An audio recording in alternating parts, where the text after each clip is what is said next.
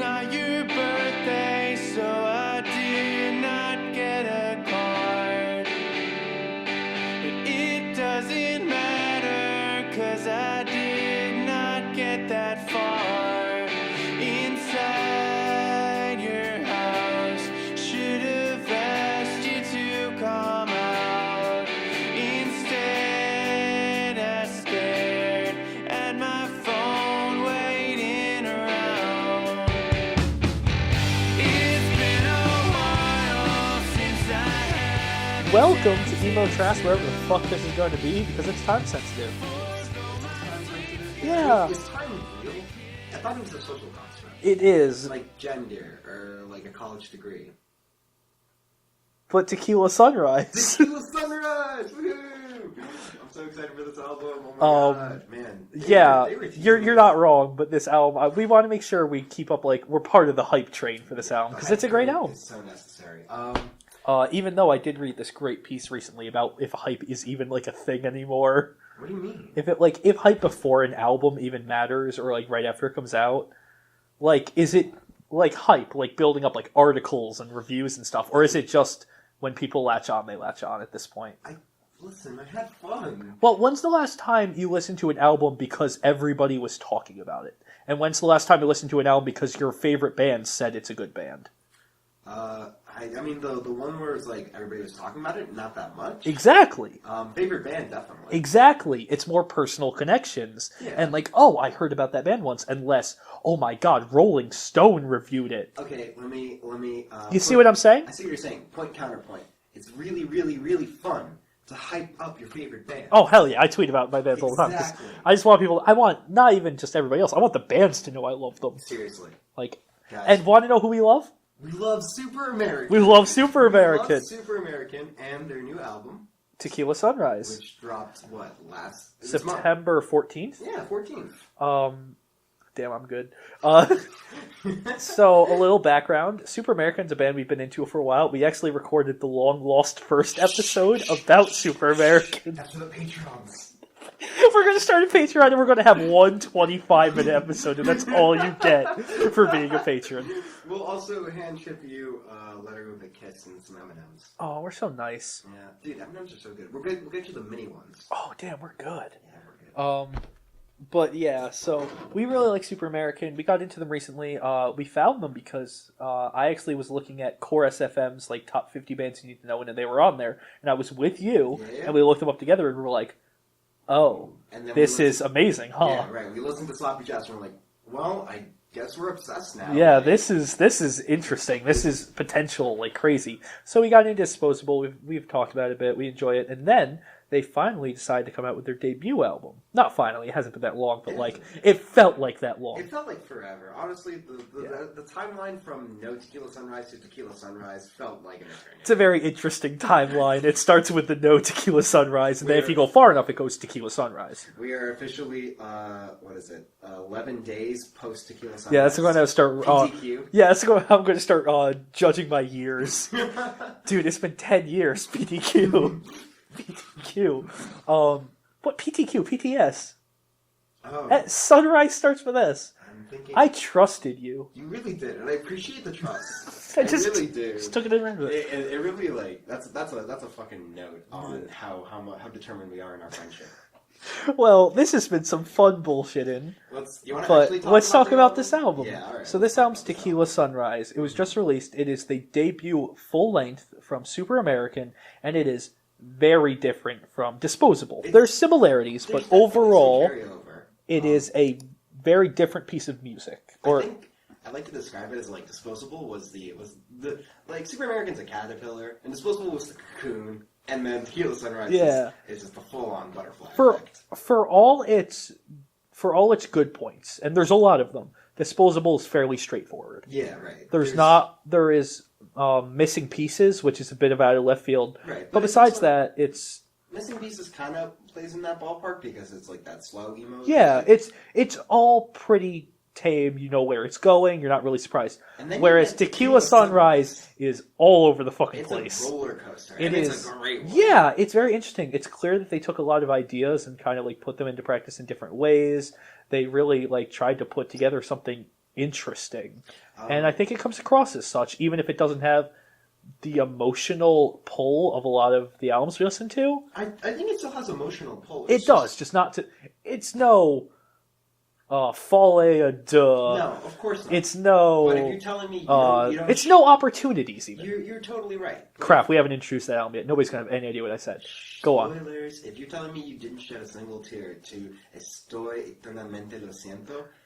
That song is worth talking about individually, though. Yeah, because of how it works. We'll burn that bridge when we get to it. So it starts with Coconut Shrimp, though, which was a single. God, the second single. It always makes me hungry. Yeah. Just every time I mention, I'm like, ooh, coconut shrimp sounds tasty. Yeah, shrimp's good. Yes. Do you like shrimp? I like shrimp. I don't like coconut shrimp. I like fried shrimp, though. Fried shrimp is good. Do you just not like coconut? I don't care for coconut flavoring. That's valid. It's, I mean, come on. Do you like nut flavoring on your things? Yes, actually. Well, maybe if there was... I love nut. Well, I'm sorry that I put myself in the anti-nut position here. That wasn't what I was trying to do. I was just simply saying I don't need it on my shrimp. Be sure to tweet this episode #Nutgate. Here's the thing. I want to be clear. I like nut. It just doesn't have to be on my shrimp. Is that fair? I think that's fair. We can agree to disagree on the nut position. Want to know when nuts go great? When you're having a tequila during the sunrise. Of course. Did you see that shitty segue? I fucking snuck it in there. Dude, that segue was so shitty, Bill Gates looked at it and was like, damn. Wait, that was a bad joke. Can we not? Yeah, I'll cut that out. Thank you. That segue was so filthy that it didn't even need a metronome. It's a joke about how filthy songs usually don't have any beat to them. They're just people wailing on guitars. Okay, you know what? That was a sleeper. It took me a second. It's not. It's just not a joke. It's a sleeper as in it never wakes up. It's a sleeper as in I fell asleep listening to it. I fell asleep in the middle of the joke because I gave up. Hey, Coconut Shrimp's a great opener. Yeah, it is. Okay, so Coconut Shrimp gets you into the album. Yeah. Here's my one flaw with this. Mm-hmm. Every time I start this song, I don't feel like I'm starting an album. It starts the intro to it as the song starts at a volume that's weird. It's too loud to feel like an intro, but it's soft, so it just feels off, and it always hits me at the wrong point. Where I listen, I'm like, what's happening? And then when it fully comes in after the intro, it comes together a lot. That's valid. I have the inverse effect of that intro, and because I listened to this album a lot, especially when it came out, first thing I would do when I get in my car to drive to school was put on Tequila Sunrise. Okay. And good choice. Yeah, right, of course. Spot on. Great life choices.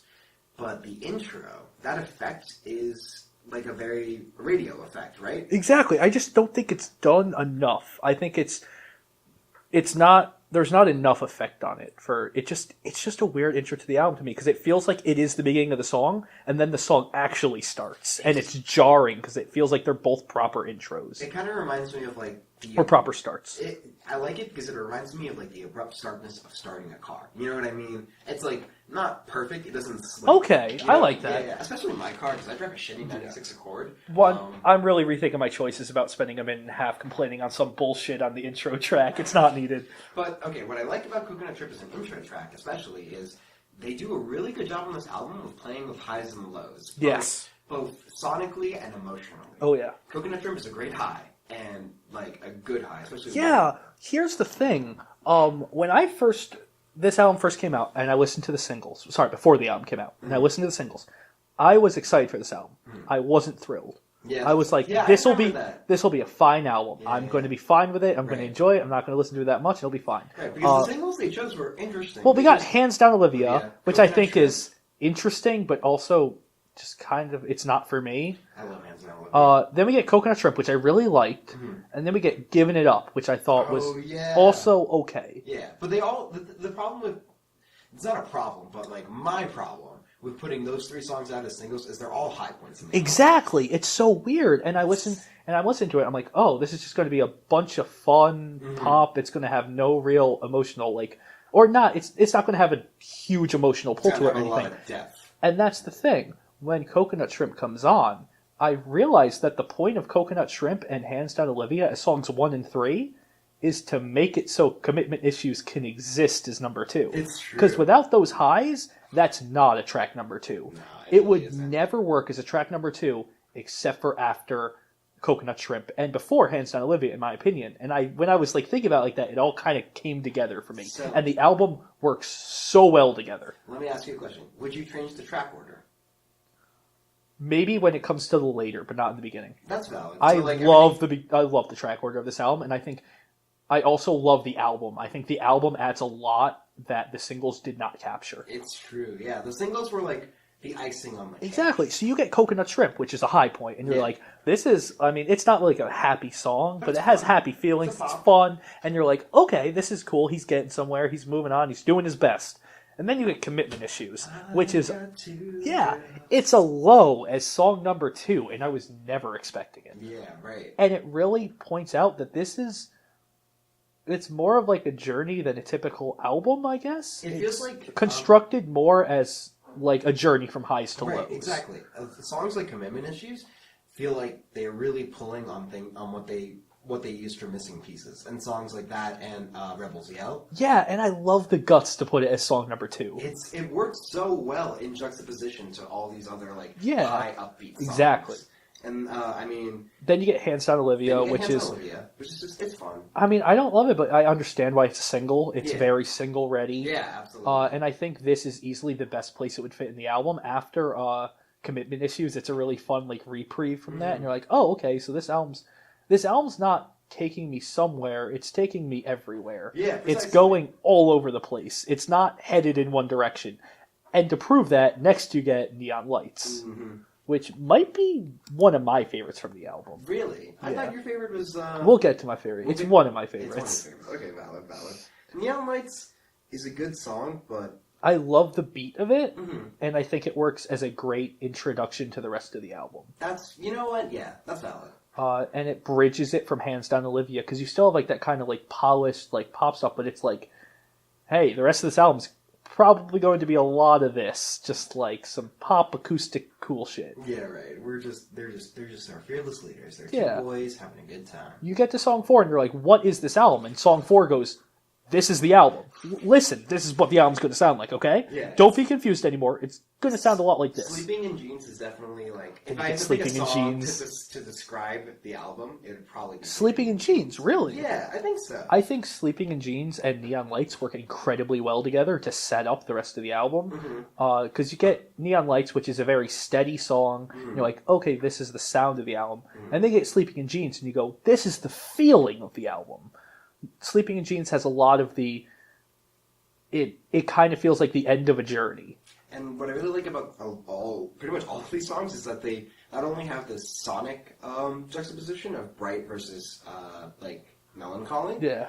They like a lot of them are about relationships, but like two yeah. sides of a relationship. Exactly. Story. Like Coconut Shrimp and Hands Down Olivia are about like, oh, you know, I'm trying to balance life between my friends and my partner, and like, oh, there's this cute girl, I really like her, I hope I have a chance with her. And then Commitment Issues and like Sleeping in Jeans are just like, I'm depressed. I can't succeed romantically. What is going on with my life? It's fascinating to me because it's all over the place, but it never feels like a collection of songs. Yeah, right. It always feels like it's more than that. It always feels like a fully realized album, which is by itself just impressive for a debut, especially when it's made this well. Honestly, like Super American Loki knocked it out of the park. with They their did first incredibly well with the debut. album. Especially because they were kind of rushing it. Like, we went to go see Yeah. them at the Space, which was a great show. I mean, I don't know if we want to put this out there. They said they were getting rushed. I don't want the people who are rushing them to come at us with baseball bats. Okay. I feel like we already said it. Yeah, so can I keep going? Yeah, go. Woohoo! Okay, they were just saying that they were like planning on releasing it in August, but they ended up pushing it back to September, which like is totally fine Yeah. because it needed that extra time. It came out perfect. Yeah. Like it's a beautiful album, Yeah. and I'm Well, not salty in the least. That's the thing. When we saw them, they said they were getting rushed. Yeah. And then after we saw them, they got the album pushed back. Yeah, And you can feel it on this album. You can feel that there are points where they really took their time to try to figure this out and make sure it fits, because it's not how they sounded before. So this clearly was a new experience. I like almost want to like hear what Tequila Sunrise would have been like if they tried to stick to their original demo. Oh, that would have been weird. That would've been weird. Especially for our next song, Estoy... Oh, you say it. Oh gosh. You're better than I am, and it's like your fucking favorite. Estoy eternamente lo siento. Exactly. Which means I am eternally sorry, Ooh. which is such a big mood. And Such a especially big for mood. that song. God, I love that song so much because it does everything I love in like acoustic emo perfectly. It has like the like little voice recording in the background, has these like light, airy sort of affected vocals, and like these great guitar works and this finger picking and just. Here's the thing. Mm-hmm. I think it is one of the, not out of place, but one of the outliers on the album. I also think it is one of the most necessary songs for the album. That's valid. I think you get to Sleeping in Jeans and you've been on such like, there's just here, then there, and then you had Sleeping in Jeans where it's like, and I'm miserable after all of it. And you're like, okay. And then it gives you a nice, straightforward, acoustic emo jam to just listen to and go, wow, that was good. It gives you a sense of footing. You know where you are in the album. You feel comfortable in the album because you just got this really nice, mellow song. Yeah. And you're ready for what comes next. Which is Casino Blonde. Which they take advantage of because they give you the biggest out of left field next. It's true, though. It's true. You finally get comfortable in the album, and then they're like, let's fuck with them. It's like Tequila Sunrise is the edge of a cliff. Estoy totalmente lo siento is the precipice. Yeah. And the Casino Blonde is just like, I'm gonna kick you over with a bungee cord, and you're just gonna come. I really like Casino Blonde. It's a fascinating song, and I think I appreciate the production on it the most. Mm-hmm. I really enjoy the production. That's valid. And it has a good flow to it. It has a good flow. It's boppy. It's bop. So, like, you know what? Let's play a game. Today's game is called Order the Bops in Tequila Sunrise by most boppy to least shit. boppy. What's the boppiest song on how about we do this at the end? Okay, yeah. Well, I love it, though. At the end of this, get ready for our bop. Stay tuned for our game show, Super Americans Bops. So what's next? Sig. Oh, yeah. The interlude, which I think is... it's one of the very few situations where I've listened to an album or not few, but not... A lot of times when there's an interlude on the album, I agree with it. I think it's necessary. There's some albums I disagree, like Panic at the Disco. Those interludes go on for way. They have an album, Vices and Virtues, and there's so many fucking unnecessary interludes just everywhere, and they're all built into the song, so you can't skip them unless you get to them. Don't get me wrong. I would let Brendan Urie do some shit to me that I would not say on a podcast, but like that's too many interludes. You talking about Nut again? Hashtag Nut Kate. But I don't think this interlude is incredibly necessary. I don't think it takes away, and I love the lyrics. I think it's aesthetic. I think it's aesthetic. It fits the atmosphere of the album perfectly. What I think this song is doing for the album, I think was already done by Estoy. Estoy grounds it, makes it feel simpler, kind of brings you back together, and then this song's so soon that I don't think it's necessary, but at the same time, I like it, and I think it's a good intro to Baby Blue. Mm-hmm. It works as a good intro, and I understand your concern with it's like... Not really concerned as much as just from an analytical standpoint. I don't think it's necessary as much as some interludes are. But consider this. It helps the transition from Casino Blonde to Baby Blue. Because Casino Blonde is, like you said, quite the left field. Yeah, but so is Baby Blue. Yeah, I guess that's true. Sig seems like it brings down the mood just to kind of bring it back up. Yeah, but that's like this whole album. Which is fine, yeah. It's just surprising they used an interlude to do it this time instead of a song, and it feels like an unnecessary point for an interlude. That's valid. But then you get Baby Blue. So what do you think of Baby Blue? Baby Blue's a good song. Baby Blue might be my favorite on the album. Really? Or no, sorry, second favorite. What's your hot take on Baby Blue? I just think it's a really fun song. It's very reminiscent of their past stuff. I think it even has a reference to their past stuff. Oh, yeah, wait, does it? This is the one where he goes dancing on minor notes. Isn't it? Estoy eternamente lo siento. I don't think that's true. Try to dance across the minor notes, blinded. I learned this song. Shout out to Super American for tweeting me the chords for that song, by the way. I was trying to learn it for an open mic, but... Good. Like, Vamp. Vamp? Keep going. Vamp. Oh, okay. I'm looking shit up. I was trying to learn that song for an open mic night, and it was a lot of fun. It's slightly out of my vocal range, so I brought it down an octave. Sorry, guys. Fucking ruining their song. I know, I'm garbage, but it's a lot of fun to play. I didn't end up playing at the open mic because I didn't have enough time to practice it. I will try and play at the next open mic, and if I do, promise to get a recording out on the Emo Trash Oh my god, we gotta release a fucking comp. We gotta release the Emo Trash comp. I think that'd be fun. First of all, I just want to put this out there. If we did that, we would 100% donate everything to a charity. Yeah, absolutely. It would be just a fun time. Hey, can we go on record as saying at some point I would really like to do a charity event with this podcast for the Trevor Project? Because I did that once for a play my friend directed. I acted in the play, and all proceeds went to Trevor Project. It's a really good organization. Trevor Project's a wonderful organization, and absolutely everybody should support them. Yes. Pretty boys all go R.I.P. Yeah, Pretty Also Boys a Don't great Go R.I.P. song. So, I really like the song. It has a lot, it's very reminiscent of their past music, more than a lot of these songs are. And it kind of bridges the divide. I find it very interesting that a song that bridges the divide like this is placed so later in the album. I think it's okay because Coconut Shrimp also kind of does that, and it's first, which makes a lot of sense. Yeah. But Baby Blue kind of brings it back to that, and I think that works really well this late in the album. Yeah, no, I definitely think so too, because they did a lot of experimenting, a lot of like new shit with the rest of the album that sounds great. Yeah. It's good to be like rooted back to them good old Super American. Well, ones. you get to the end of the album, and it starts to like creep in, being rooted more and more and more in like what you know. And next you get And then next you get, what's after? Blisters. Blisters. Date, you got blisters. Oh no. Hello. Sorry. Hello, you got blisters. I think this song's fun. Yeah. I always enjoy it when I hear it, but I don't really ever have a desire to go back to it that much. That's valid. It's like, it's just kind of I don't even know how to describe it. It's slow. It's fun. Yeah, it's an enjoyable song. There's a great part where he goes, we went to a bar and you ordered a water. I ordered a drink, then I ordered another. Yeah. And I'm just like, oh, that's cute. Yeah, it's a cute song. It doesn't have a lot of depth, but that's okay. It does have a lot of depth, and it lacks the interesting production that I think raises a lot of the other songs that have similar lyrics up. Or even, like, it doesn't have really anything to really pull you in. Yeah. Like, Neon Lights had the beat to it I love. Sleeping in Jeans, the delivery of the lyrics and the lyrics themselves I think is fascinating, is great.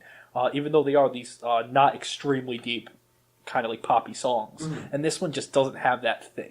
This almost feels like a song you would play at an open mic night. Just to be like, hey, here's a song about a date that went Yeah. Hey, I got a cool song to play. Then you got Giving It Up, which... Giving It Up. what do you think of this song? It's a bop. It's very boppy. It's gonna score lower on the boppometer for me personally once we get around to that segment. Yeah, it's probably my least favorite on the album. You think so? It's one of those songs I listen to and I finish and I'm like, that was okay.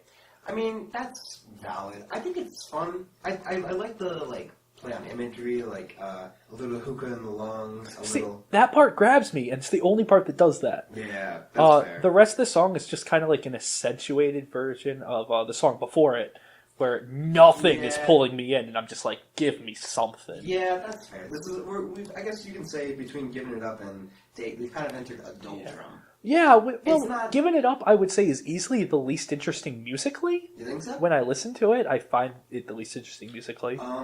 Counterpoint, the best clip of sound in the entire Super American discography, let alone... Wow, some broad statements. I'm ready. Let's go. Is in Giving It Up when he goes, Giving It Up, whoa, whoa, whoa.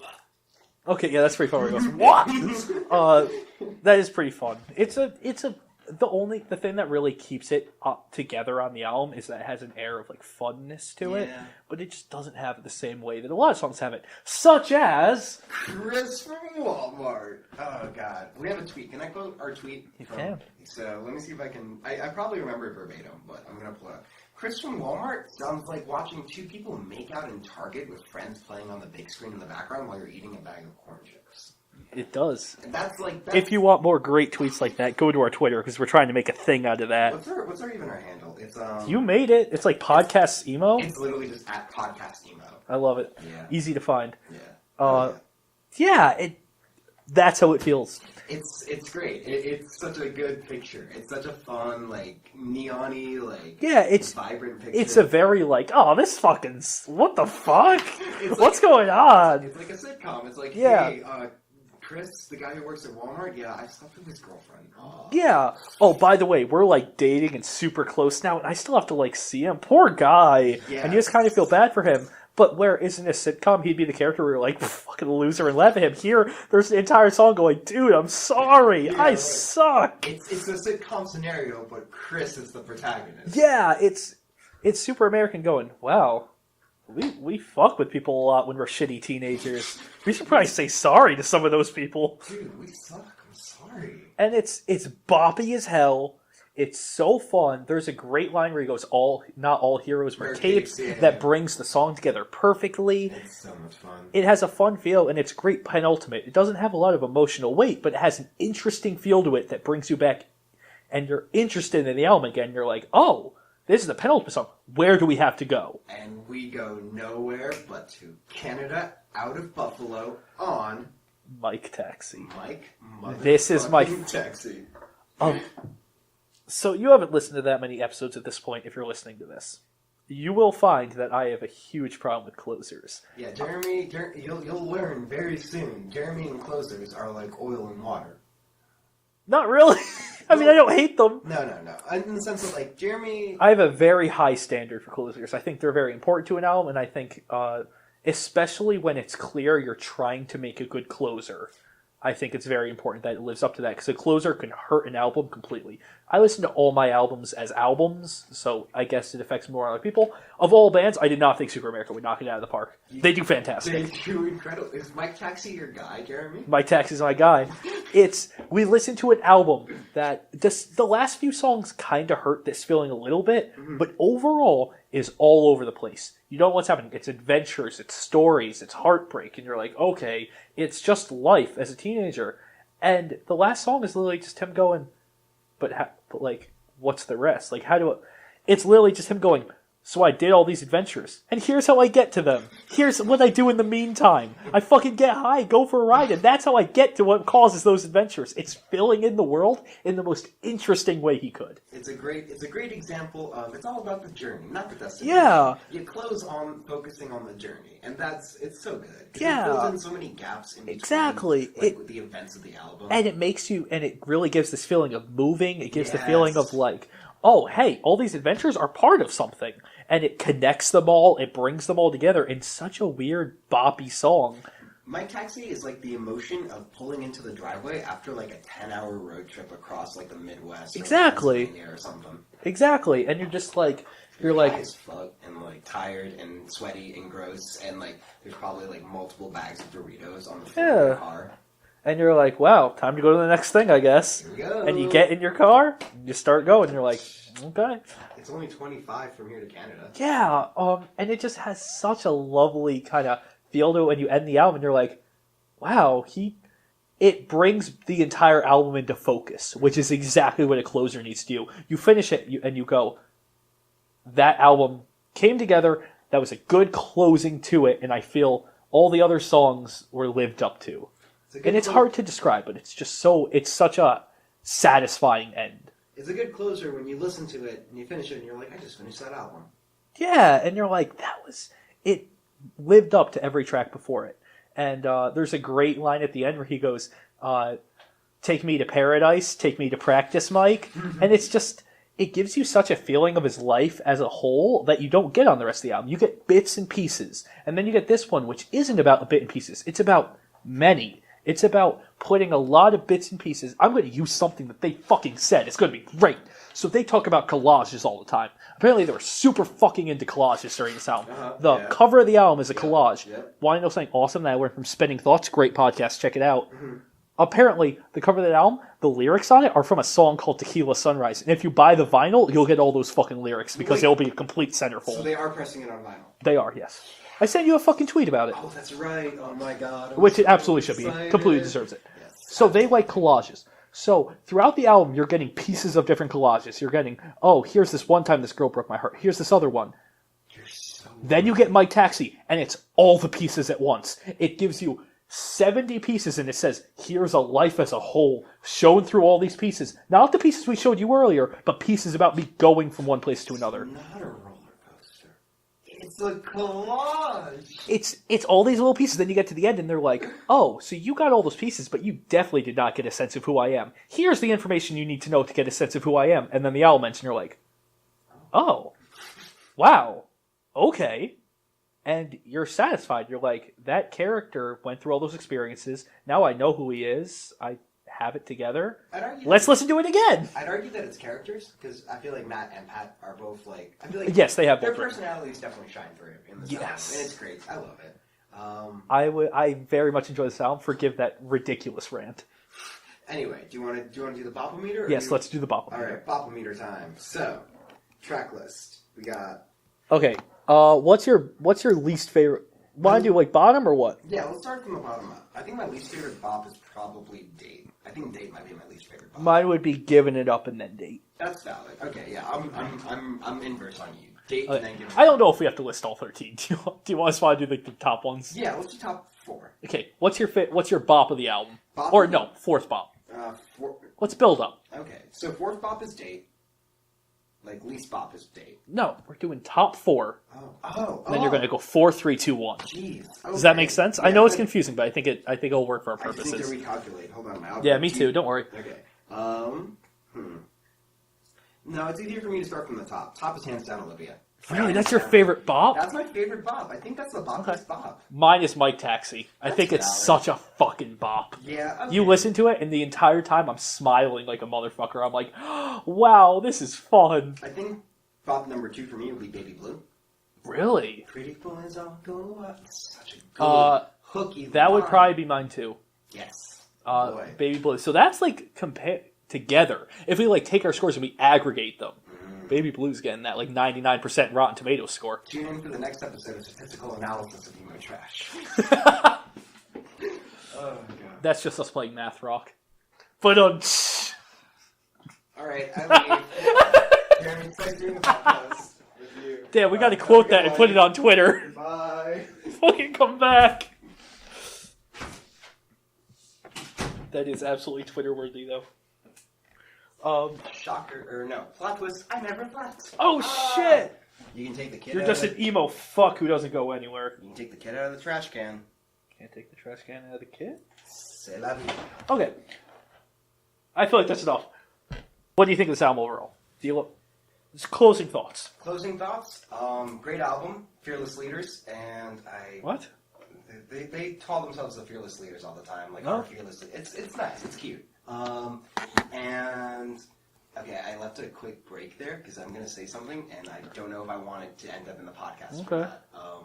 I just I'm about to blast Super American, and I don't know if I actually want this to be on the Go. podcast. It's fine now. I sent in a cover of Sloppy Jazz on Ukulele to Super American for a contest for a t-shirt, and they told me they would send me the t-shirt, and they never did. You should call them out on Twitter for it. I want to, I could but probably don't. call them out on Twitter. We're not calling them out on a fucking podcast. Okay, yeah, that's valid. But we should absolutely call them out on Twitter and leave this in so you look like a fucking idiot. Fuck you, Justin. I would never do that to my best friend. Oh my god, do I have to actually listen to the podcast before I upload it this time? Just to see if it fucks with you. Anyway, it's a great album. It's a beautiful debut. Super American's going to do some awesome things, and I will be rocking this album for pretty much the foreseeable future. I agree. The thing is, if they had released an album like Disposable, I would have been like, okay, they're Yeah. another band in the scene. Yeah. With Tequila Sunrise, I'm like, wow, they can do anything. They really can. They could go anywhere from here, and I have faith that they will do it well. Yeah.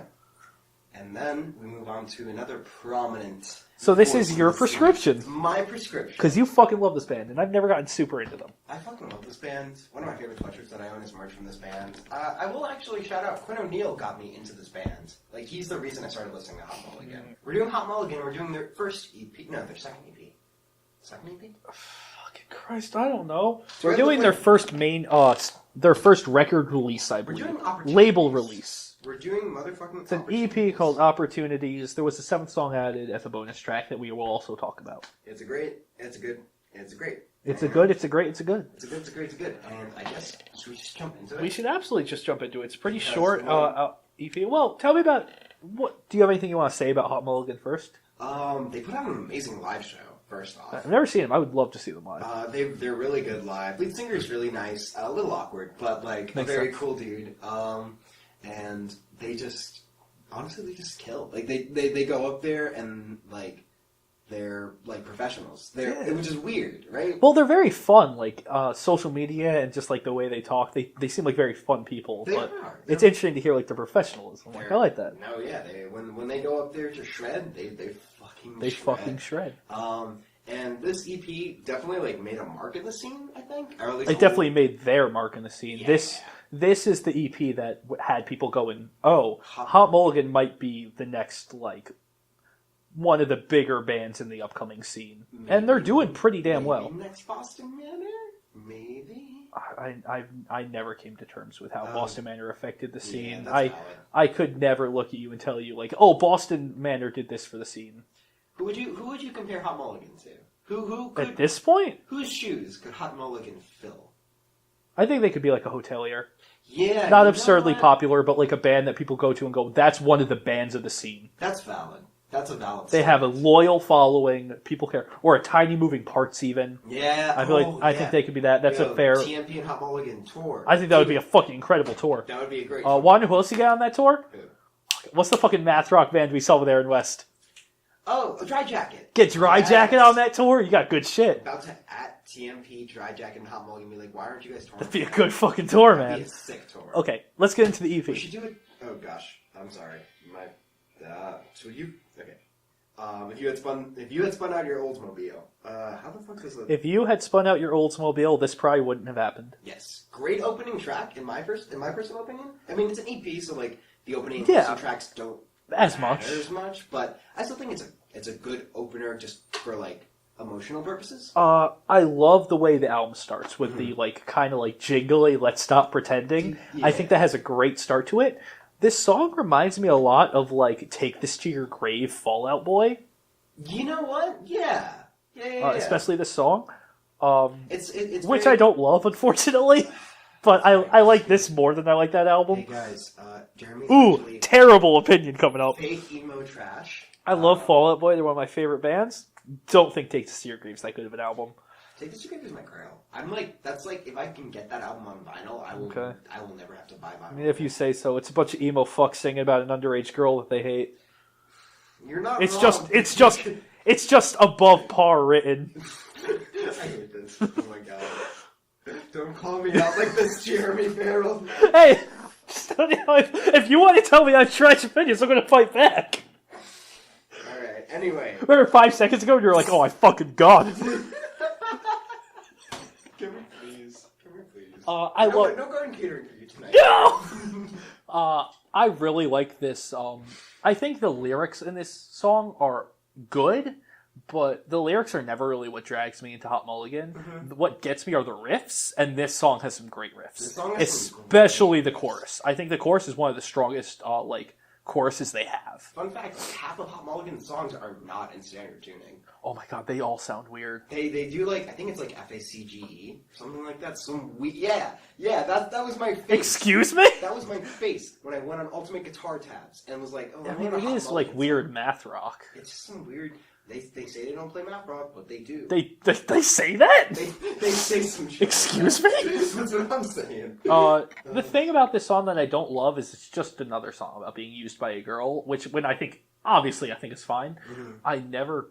For an intro track, I like something that really sticks out. Mm-hmm. And even in the Hot Mulligan discography, I don't think the song really makes that much of a name for itself. It's a good song. That's valid. And the beginning of it's a very good intro to the album, mm-hmm. but the song itself is just, that was a pretty good Hot Mulligan song. So then what's your take on The Hammer Guys At It Again? The Hammer Guys I love that title. It's a great title. The titles for Hot Mulligan songs are pretty solid. I love the chorus of the song, too. Choruses are where Hot Mulligan shines. They get those riffs in and they kill it.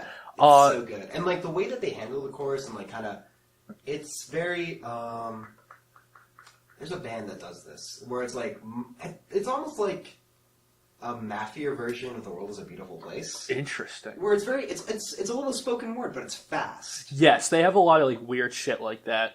And I think it works on this song. Mm-hmm. This song is kind of when you're listening to the EP and you go, oh, that's what this band is. Mm-hmm. You learn that those riffs, that kind of mathy hardcore sound, that's what they sound like. That first song was a perfect encapsulation of their sound. And then they get into some slower emo shit. So you get to Hammer Eyes again, and you're like, oh, so is it just this? And then, and then it's not. No, it's not. Wait for It actually has some crooning. Wait for It is only crooning. It's pretty much only crooning. It's 2 minutes of crooning. But listen, one of my favorite Hot Mulligan lines was, I was 200 and oh my god!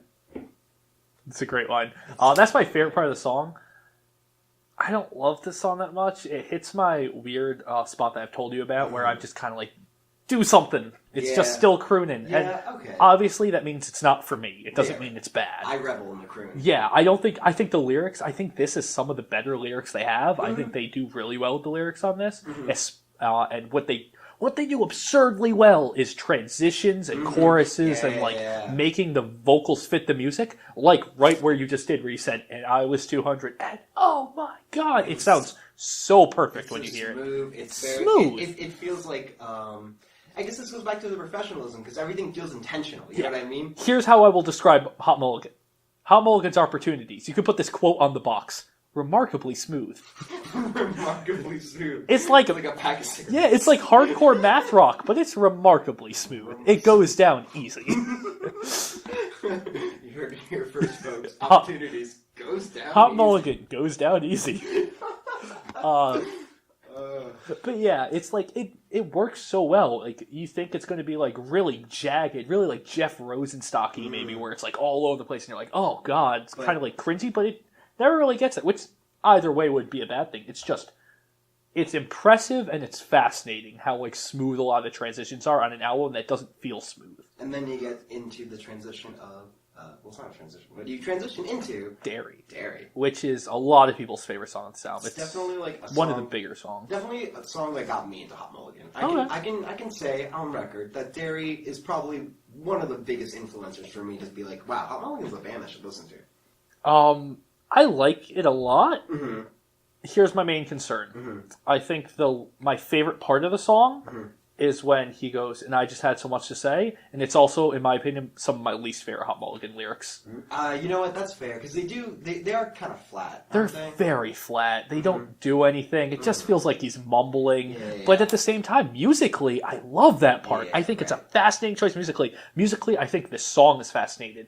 And I love the first verse, and then it loses me. I think it's okay that the lyrics aren't quite as, like, deep in that part, because... But I know they can do it. The first part where he goes, "Where's your father's name now? It's every time you see me," because it's printed on a street sign that you see entering the city. Yeah, that's great. It's a great line, for sure. But the reason I like it is because it, like you said, it highlights the musicality of that verse. Okay. Of that phrase, because you focus a lot more on, like, how it's delivered, like, I just have so much to say, but you don't want to. I love how it's delivered. And I think that may be why it's like that, because it had to be. And I think you'll I hope you'll ride along on this train of thought with me. Let's go for a ride, Rob. The musicality reflects that the lyrics are very stream of consciousness. This is like something that would go through your head as you're processing. That is something I think of a lot when I hear this song. And every time I start thinking about that, I go, it's just not enough. It's so close to me going, you know what, now it works because I think of that way. But every time I listen to it, I go, I'm just a little too bored to feel that way. Well, you're entitled to your wrong opinion. I am entitled to my wrong opinion. Completely true. I just wish those lyrics had a little more going on. They can be like stream of consciousness, but I think if they're going to be that way, they have to have some more oomph to the vocals, where it feels like he's figuring it out as he goes. Whereas now it feels very calculated, like does the rest of the album. And the calculations, you go, that's what you calculated. You get what I'm saying? Yeah, I get where you're coming from. That's valid. I'll say you're valid, Jeremy. Thank you. I like the song. That's fair. It's just not one of my favorites on the EP. Valid. But then we get to something about a bunch of dead dogs. This is my favorite song on the EP. Is it really? I think this song's great. I always find myself kind of, even when I don't notice it, what's the word? Like gravitating towards the songs that are about family members' death. Mm-hmm. Don't know why that is. I mean, kind of freaky. Don't love it. That's some shit you and your therapist will work out. I think it's because I love like hearing that emotion, and that's where the emotion comes through. You can sing about a girl you hate as much as you want. You're never going to have the same emotion as your fucking family. That's something I figured out. And pop punk bands seem to not know that's the case. Yeah, right? But that's the truth. They get hung up on that girlfriend shit. They seem to think, what's the most emotional thing in my life? My fucking girlfriend left. Fuck.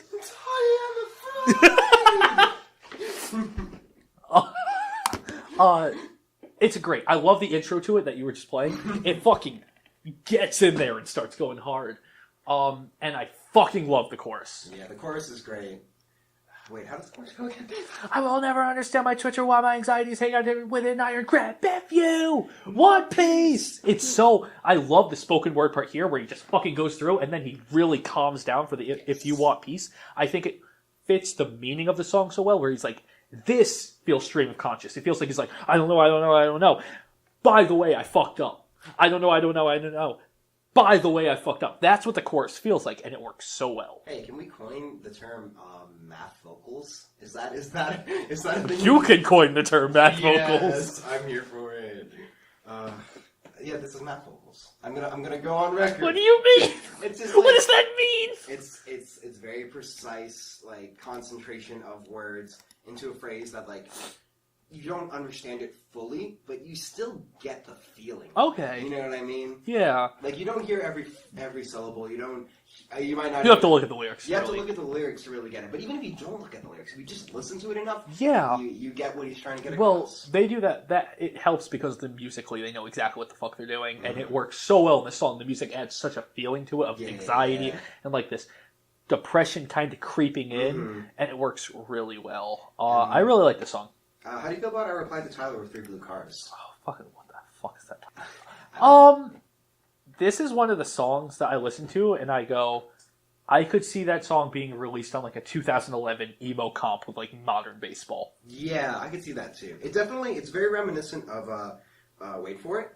Because it's a little bit. It sounds like Wait For It if it was mixed with like the modern baseball style of like pop punk, like that era. Yeah. If you took that, because it has like a bit more folk, not folk, but like boppiness to it. Could you say I can't remember you calling me over. You hear that? Like that kind of like flow? Could you say it's the potholes of Hot Mulligan's opportunities? No, No? I'm not saying that. Okay. Why would I say that? Potholes is an acoustic song. I mean, okay. What would you if you had to? I don't know why I said that. I was not ready for this question. Ah! I was the entire time I was like, "Fuck! I hope he doesn't ask." Trapped. If you had to 1v1 a modern baseball song. It reminds me of like a little bit of like Two Parts or maybe okay. Lottery Machine, whatever the fuck that song is. Wait, actually, one of the songs in the beginning of You're Gonna Miss It All. I think we have a copy of that in the studio, thanks to Quinn. Oh, gross. It reminds me of some stuff off like You're Gonna Miss It All. Like Broken Cash Machine. A little bit. It doesn't have nearly the same boppiness, but you see a hint of it. What about Apartment? A little bit. A little bit of you hear what I'm saying though, where you get a hint of that like fun kind of like flow. Yeah, for sure. But at the same time, I don't think the lyrics can prop up the song. It doesn't. It kind of like strives to have that fun feel, and in that fun feel, those lyrics are so important, and at certain points they kind of fall flat here. I guess that's valid. They are much more literal on the song They're than they very are literal. on like other parts of the album. Yeah, and the literal stuff is fine, but then he just goes like, "Please order my coffin. I don't think I'll wake up," and just like. You're just like crooning over things. And I was like, I thought this song was a little fun in the beginning, and now it's just a wait for it without as much interesting lyricism. Yeah, I guess that's valid. I still think it's important. In the I sense think that, like it's it has some really nice emotional depth musically, and like it's one of those songs where even the lyrics aren't very deep. If you're like in that mindset, it's a very cathartic song. Oh, this is a song that I can imagine too, like being drunk and going, I just need to hear a Hot Mulligan song, and this is a song I would put on. It's just crooning. It's slow. You listen to it and you go, "This is so Hot Mulligan," and it's just kind of nice. Speaking of so Hot Mulligan, it's weird as a closer, but I mean technically it's not a closer because it's an EP. To the EP. Okay, sorry. What were you gonna say? I was gonna say, speaking of like quintessential Hot Mulligan. Quintessential. This song wasn't on the original release of the EP. I believe it was added as an acoustic cover for when Pilot was being released because it has the plugged-in version as the leading track. I think it does. Yeah. I don't know when this was added though. I'm pretty sure that's the timeline. I could be wrong, but anyway, Deluxe Capacitor. I think this song is fascinating. I think when I first started listening to this album, I didn't know it was a bonus track, so I thought of it as part of the album, and it works super well as of like ending this album.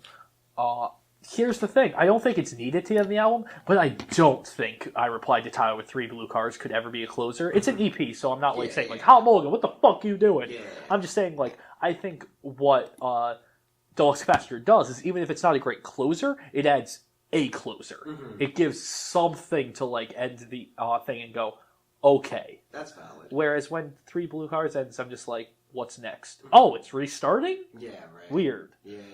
I mean, I love Deluxe Capacitor. And fun fact, do you ever like listen to it and think this sounds like slightly out of place on the album? like sonically, not. Oh yeah, It's it's in standard tuning. It's the only song I'm pretty sure on this album, on this EP that's That's so funny. Yeah. I really like this song though. It has a great feeling. It kind of gives the sense of some closure, which is something you don't get from any other song. Which is fine. Mm-hmm. You don't want closure from an opening song or the middle of an EP. But I replied to Three Blue Cars, Tyler with Three Blue Cars, doesn't have any closure, and you finish it, and you're like, that's an EP. What am I listening to next? Whereas Deluxe Capacitor, you end and you go, that was an EP. I enjoyed it. I want to listen to it again. That was a piece. That was a full-on piece. Yeah, and it kind of takes things very literally, more literally than a lot of the album. Mm-hmm. It also seems to take things in like, it kind of like calms down and kind of just, it takes things like as it comes. It doesn't seem like, a lot of the songs feel like they're rushing to figure things out. They're anxious. They're like, fuck, what am I doing? What am I doing? But this song is like, this is going on, and this is going on. I'm going to lay it all on the table. And it's such a cathartic ending for an album with so much going on, where it's him throwing all these lyrics at the wall, but it's just some nice acoustic guitar, some electric stuff going on. It's a good slowdown. It's a good slam on the brakes from the rest of the album. Yeah. It's not as mathy, but it's good that it's not as mathy. It's because it's so like... It's very pop punk and emo super, punk. It's like, it's... I'm about to make a hot take. Ooh, hot take it. Deluxe Capacitor is the December of Hot Mulligan. By Neck Deep. What a reference I wouldn't get. Okay. Oh, come on. Listen, I know Neck Deep sucks, but like... I've heard it. I don't know it. Really? Yeah. Dude, I know most of Neck Deep songs. I couldn't tell you what they were. I've listened to them once and was like, that's fine. Like, the December is I hope you get your rose red doors, perfect... Or no. Hope you get your ballroom floor, perfect house. No? Okay. Is it off one of their EPs? No, dude, it was like off an album. Oh, then fucking... Who knows? That's a nice hot take. I'm sure somebody listening will be like, oh! It might be a lukewarm take. Lukewarm takes with emo trash. That's the only kind of takes you're getting on this podcast.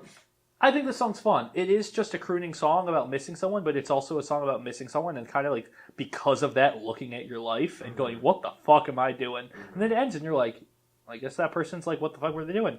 That's a fine way to end an EP. At least they realize what they're going through. Yeah, and you're like, it's nice to end sort of open-ended, being like, I don't know what the fuck I'm going through in my life right now, but I'm trying to figure it out. Yeah, and how are you? It's super up and ended, which is really fun since the next album starts with it. Yeah. So it's not only open ended. The next album's going, oh, let's ask that question again. Now let's figure it out. We're back at it again, boys.